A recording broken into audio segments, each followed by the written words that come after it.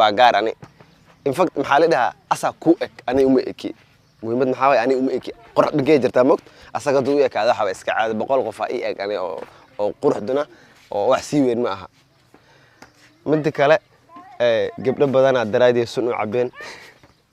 weena ay qabanta markaas soo xasuusto waxa laga naco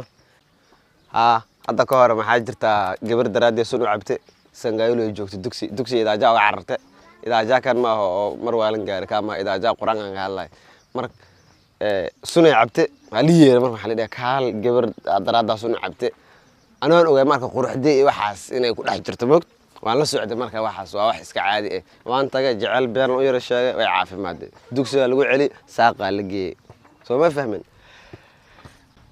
marka arko walaalay ma aragti oo madow ma aragti gorgor oo kale dikriyo dad maxaa arag dirxiim dad maxaa marka arko